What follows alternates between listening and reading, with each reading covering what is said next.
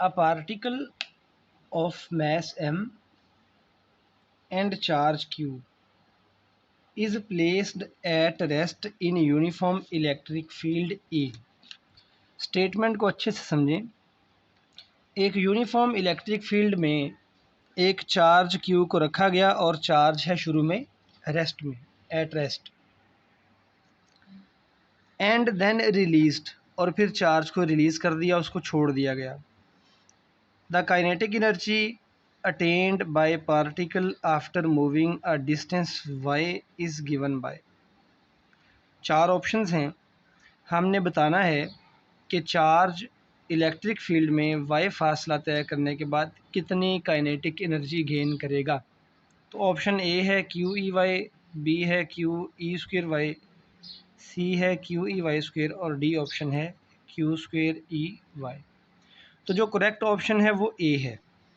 ये ए किस तरह से आया आंसर, हम इसको सॉल्व करके देख लेते हैं। तो अब आप देखिए, स्टेटमेंट में ये कहा गया था एक यूनिफॉर्म इलेक्ट्रिक फील्ड में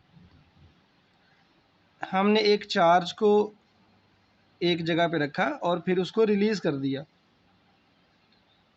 तो सपोज़ ये हमारे पास यूनिफॉर्म इलेक्ट्रिक फील्ड है, इसमें हमने किसी जगह पे, किसी पॉइंट पे एक चार्ज को रख दिया। वो चार्ज है सपोज़ ई, जो गिवन है। शुरू में ये चार्ज है रेस्ट में। जब हम इस चार्ज को रिलीज़ कर देंगे, छोड़ देंगे, तो ये चार्ज इलेक्ट्रिक फील्ड लाइंस की डायरेक्शन में मूव करेगा। पॉजिटिव चार्ज है तो इलेक्ट्रिक फील्ड लाइंस की डायरेक्शन में ये चार्ज मूव करेगा, और इस चार्ज के ऊपर जो फोर्स लग रही होगी वो इलेक्ट्रिक फोर्स होगी, that is F is equal to Q E. ये चार्ज क्यू ई फोर्स की वजह से इलेक्ट्रिक फील्ड में मूव करेगा।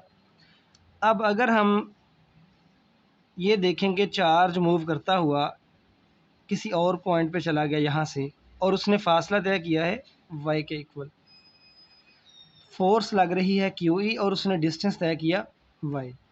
तो इसका मतलब जब किसी ऑब्जेक्ट पे फोर्स लगे और वो कुछ डिस्टेंस भी ट्रेवल करे तो हम वर्क डन कैलकुलेट कर सकते हैं। तो इलेक्ट्रिक फील्ड या इलेक्ट्रिक फोर्स का वर्क डन होगा F into D, force into displacement. यहाँ पे फोर्स और डिस्प्लेसमेंट सेम डायरेक्शन में है, तो ये आ जाएगा F डी कॉस ज़ीरो, तो ये आ जाएगा F डी के इक्वल। और क्योंकि इस केस में जो फासला y है वो d के इक्वल है, मीन्स डिस्प्लेसमेंट फासला y है, तो वर्क डन होगा F y के इक्वल। और फोर्स F गिवन है क्यू ई, तो ये आ जाएगा क्यू ई वाई। ये हमने वर्क कैलकुलेट किया। हमने निकालनी थी काइनेटिक एनर्जी। हम ये जानते हैं कि by work energy principle change in kinetic energy is equal to work done. तो पार्टिकल जितनी काइनेटिक एनर्जी गेन करेगा वो वर्क डन के इक्वल होगी। तो मैं लिख लेता हूँ kinetic energy is equal to work done है Q E Y. So correct option है ए, कि वर्क डन होगा क्यू ई वाई के इक्वल।